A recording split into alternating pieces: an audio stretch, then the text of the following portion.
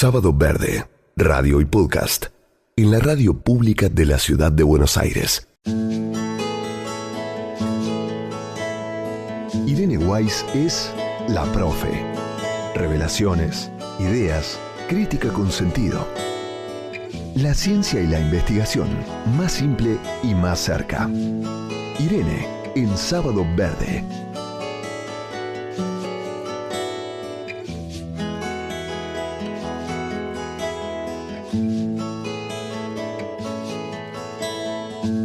¿Cómo estás, Irene? Buen día. ¿Qué se cuenta? Buen día, Sergio. Vos sabés que, si me permitís, quería agregar algo más sobre el Indio Solari que tiene que ver con el ambiente, que fue justamente ayer el Día Mundial, y bueno, estuvimos en Exactas con un montón de actividades y mencionando esto que te voy a comentar. Vos sabés que él tuvo un compromiso muy activo en la defensa del ambiente, ¿no? Especialmente en la protección de los recursos hídricos, y a pesar de su avanzada enfermedad, la verdad que ese Parkinson que es terrible, él a través de las redes, porque obviamente no podía, manifestarse normalmente, tuvo una intervención ambiental súper destacada en el contexto de este debate legislativo, ¿no? Sobre la reforma de la ley de glaciares. Y a través de todos los canales oficiales que tiene él y de las redes y de su community manager, bueno, hizo que expresaran su contundente rechazo a cualquier modificación, ¿no? Que permitiera la actividad minera en las áreas periglaciares. Así que quería agregarlo porque mencionó muchas veces la famosa frase "sin agua no hay vida", alertando sobre el daño irreversible, ¿no? De la minería en algunas zonas restringidas, con reservas de hielo y la regulación hídrica. Así que era un tipo que se interiorizaba muchísimo de estos temas, y bueno, quería agregarlo, porque ayer lo mencionamos mucho en la facultad, y bueno... Claro, porque además era un hombre como muy conectado con todo aquello que conmovía a la sociedad. El último mensaje, creo, así de estas características que mencionás, fue el que hizo llegar a las personas que estaban marchando en Tucumán por el último femicidio, ¿viste? Les hizo llegar unas palabras de aliento y demás, y por eso decíamos en el arranque, ¿no? Siempre estuvo al lado de los caídos o aquellas personas que necesitaban por alguna razón o necesitábamos levantarnos, y este aporte que nos haces es interesante porque se ha puesto siempre del lugar del colectivo, ¿no? De la mayoría de las personas. Sí, absolutamente. O sea, siempre estuvo del lado de los más vulnerables, y haciéndolo, aprovechando la cantidad de seguidores, millones de seguidores que tenía por todos lados, no solo de la Argentina. Bueno, mostrando eso, y en relación con lo que a nosotros nos compete, su central, digamos, obsesión por la defensa de los bienes ambientales comunes, ¿no? Y su estilo de vida en contacto con la naturaleza, porque él, bueno, con esas posturas públicas firmes, siempre destacaba con estas frases icónicas. Yo no confieso, como vos, que yo tampoco fui muy ricotera, pero hay que reconocer que estas frases trascendieron todos los ambientes, ¿no? No sé, todas las clases sociales, inclusive. Ayer lo mencionábamos. Y las generaciones. Y las generaciones. Un chico de 15 años hoy sabe qué música hace el Indio o qué música han hecho los Redonditos de Ricota, ¿no? Sí, totalmente. Los veías ayer con los buzos y las remeras alusivas a los pibes, viste, que quizá nunca lo escucharon en un recital, pero bueno, la música de él está por todos lados, los murales están por todos lados. Ahora bueno. que sí, ayer, bueno, ahora que citas murales, venía desde el Gran Buenos Aires y no me acuerdo qué calle, pero había 11:30 de la noche, había una cola y media de personas, y digo, ¿qué hacen estas personas acá? En el medio de una avenida, ¿no? Y claro, había un mural del Indio Solari, ahí casi llegando a la esquina, y estaban rindiendo tributo en silencio, muy conmovedora la imagen. Así que esto, supongo, se habrá replicado en todos esos otros espacios, ¿no? Sí, yo vi en la calle, digamos, donde estaba dibujado incluso sobre la vereda, sus frases y dibujado su rostro, que la gente ponía velas y armaba como un altar improvisado. Incluso estuve mirando unos colegas de la UNCI, de la Universidad Nacional de Quilmes, también que le hicieron como una especie de lugar especial bueno, con fotos, con frases, con cuadritos, qué sé yo, una cantidad de cosas. Sí, tremendo, tremendo. Arrancaste citando el Día del Ambiente, el Día Mundial que se conmemoró ayer, y yo creo que el tema que elegiste tiene directa relación. Viste que en el arranque hablamos mucho de cuáles son las perspectivas, lamentablemente muy abrumadoras, si no cambiamos nuestro modo de producir y consumir, ¿no? El cambio climático, el incremento de las lluvias, las sequías en otros lugares, el derretimiento de los casquetes polares, y me parece que esto que nos traes hoy, bueno, va a complementar mucho todo esto que anunciábamos, ¿no? Sí, porque vos sabés que se está trabajando bastante con la posibilidad de hacer una biominería, porque reconozcamos que nosotros, por ejemplo, ahora estamos comunicados a través de la computadora, usamos el celular todo el tiempo, o sea, el litio lo precisamos para muchas actividades cotidianas que tienen que ver con la tecnología, para los satélites, para, no sé, para muchísimas cosas, los GPS, o sea, cosas cotidianas que a veces uno ni se imagina. Y descubrieron a 3.700 metros de altura, en los salares del norte chileno, microorganismos capaces de sobrevivir a la radiación extrema, a la salinidad muy alta justamente, porque bueno, son salares, y a los metales pesados. Entonces, estos organismos pequeñísimos, microscópicos, hoy podrían ser la transformación, o sea, transformarse en aliados inesperados de la transición energética, ¿no? A eso se le llama biominería. Y es algo muy nuevo porque estas bacterias extremófilas, que así se las llama cuando viven en condiciones extremas, podrían utilizarse para recuperar el litio, el níquel, el cobalto, desde las baterías en desuso y en cualquier residuo electrónico, ¿no? Por supuesto que no tiremos al relleno sanitario, sino que lo pongamos en los lugares especiales, ¿no? Que hay de los puntos verdes. Y bueno, a través de estos procesos de biominería, aprovechar las capacidades naturales que desarrollan estos microorganismos para separar los minerales valiosos y facilitar el reciclaje, ¿no? Y de esa manera vos reducís potencialmente la presión extractiva sobre los salares andinos. Así que me pareció fundamental. También es algo que lo vi ayer. Bueno, yo le había pasado este tema a las chicas de tu producción el miércoles, pero justamente ayer vi uno de los afiches, de los pósters que había en la facultad mía, en la Facultad de Ciencias Exactas y Naturales de la Universidad de Buenos Aires, que, bueno, hubo todo el día actividades de todo tipo, incluso, bueno, visita a la Reserva Ecológica Costanera Norte, que vos sabés que yo sé que te gusta mucho. Bueno, no sé, una cantidad de conferencias, paneles, mesas redondas, toda la UBA estuvo.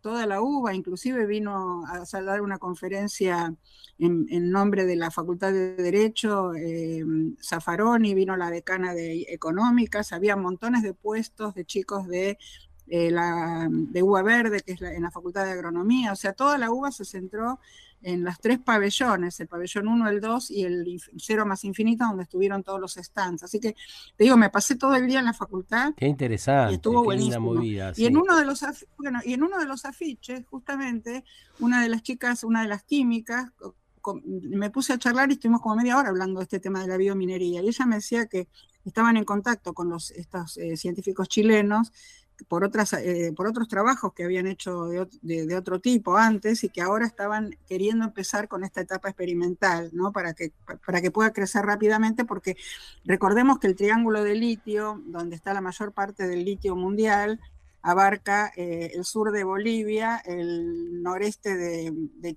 Chile y el noroeste de la Argentina, ¿no? Claro. En los salares que tenemos en Salta, Jujuy y en Catamarca. Así es. Así que ellos, bueno, la verdad que me pareció genial y vos sabés, tenías que verle los ojos brillosos cuando me decía que lo veía como una solución a este conflicto que hay, ¿no? Porque los pueblos originarios también necesitan tener, digamos, una parte de todo, pues, o sea, armar cooperativas con esto, como hay ya hay en algunos lugares, pero todavía en otros no. Y bueno, varios de estos territorios ya están como zonas priorizadas para futuros proyectos de extracción de litio, ¿no? Pero bueno, hay que también recordar y avisar para los que no saben que, como una advertencia, que estos salares no son simplemente depósitos de minerales, ¿no? Son humedales complejos que tienen una biodiversidad única, entre ellos estas bacterias extremófilas que evidentemente encontraron un nicho ecológico en la evolución que no estaba ocupado, entonces se evolucionaron así esa especialización, digamos, ¿no? Y además, bueno, estos territorios tienen profundas dimensiones culturales de las comunidades indígenas del altiplano, ¿no? Entonces, hay todavía muchas cosas por hacer para darles lugar, ¿no? A las comunidades. ¿Y cómo van a ser estos microorganismos que sobreviven a la radiación extrema, a las altas salinidades, es decir, al ambiente de ese lugar, para transformarse en aliados de la transición energética, como vos postulás? ¿Cuál es el mecanismo? Bueno, aparentemente, por lo que yo estuve leyendo, pueden perfectamente trasladar, digamos, las mismas condiciones de la naturaleza a un laboratorio, que por supuesto es un laboratorio que merece un gran presupuesto, necesita un gran presupuesto, porque vos tenés que darles las mismas condiciones que tienen en la naturaleza para que se puedan reproducir. O sea, no solamente la salinidad extrema, sino también darle esa radiación solar tremenda que hay allá en el norte, y bueno, digamos, son ecosistemas muy vulnerables y vos tenés que poder reproducir esa vulnerabilidad en el laboratorio, ¿no? Pero bueno, también dicen que ninguna tecnología va a resolver por sí sola las tensiones de la transición energética y la demanda global de estos minerales críticos, ¿no? Y los límites ambientales en los territorios que cada vez están más disputados. O sea, digamos, eso tiene que tener un abordaje socioambiental, o sea, no solamente todo lo ambiental, sino tener en cuenta las sociedades, las comunidades que viven ahí, y repito, darles la posibilidad de que ellos tengan interés en que esto se haga y darles como se hace en Brasil, por ejemplo, ¿no? Que arman cooperativas, porque el conocimiento de los territorios lo tienen los pueblos originarios. Y eso es muy valioso para los científicos, porque, bueno, yo me acuerdo siempre de esa nota que vos habías hecho cuando estabas en Canal 13, que después la pasaste por TN Ecología, me acuerdo, que la pasaron en 2 veces, ¿no? Ese informe especial que hiciste en el norte, en el Salar, me parece que de Olaroz era, ¿no? No me acuerdo. Sí, así es. Sí. Mirá la memoria que tengo, porque esto hace como 30 años, no sé cuánto hace. Sí, hace mucho. Y bueno, siempre me acuerdo de que estuviste en esa zona y bueno, el conflicto que había con los pueblos originarios. Claro, ¿no? porque también acá hay una ecuación que sería bueno revisar, ¿no? Porque el uso de estos minerales habitualmente tienen relación directa con la demanda, y quizá los países productores, el triángulo de litio, Bolivia, Chile, Argentina, debieran planificar primero cuál es la posible extracción saludable, es decir, aquella que garantice que el recurso sea esencialmente cuidado, es decir, que el recurso sea sostenible en el tiempo. Y me parece que es al revés, funciona a demanda. Entonces, si hoy China necesita, no sé cómo se mide la cantidad, una cantidad determinada, bueno, explotemos todo lo que necesita China, que es la lógica de la economía y la finanza tradicional. Pero me parece que hay que cambiar o animarse a cambiar esa ecuación y decir, bueno, se puede producir en estas condiciones y determinada cantidad de, en este caso, el material para la fabricación de baterías. ¿Qué decís? Claro, bueno, por eso justamente es tan importante el desarrollo de esta biominería que yo te decía, o bioingeniería, digamos, enfocada a la minería. O sea, estas investigaciones tienen que ocurrir en paralelo con el avance de estos proyectos extractivos. ¿Pero eso de por sí va a cambiar la ecuación o eso tiene que ver con una decisión política de estos países, de la región, Hay que de lo que ver, llamamos la yo creo que periferia?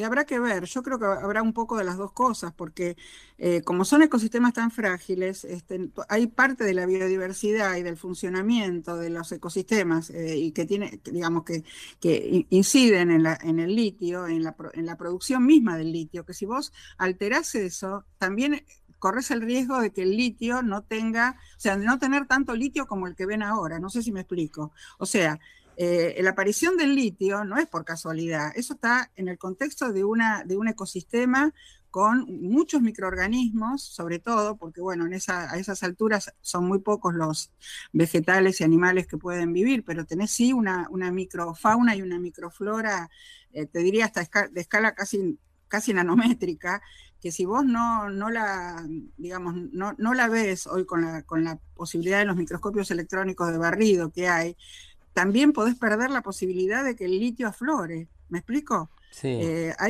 Eso te lo pueden decir incluso las personas que viven ahí en esos territorios. O sea, toda esta importancia cultural y social y ambiental todavía siguen siendo parcialmente desconocidos, ¿no?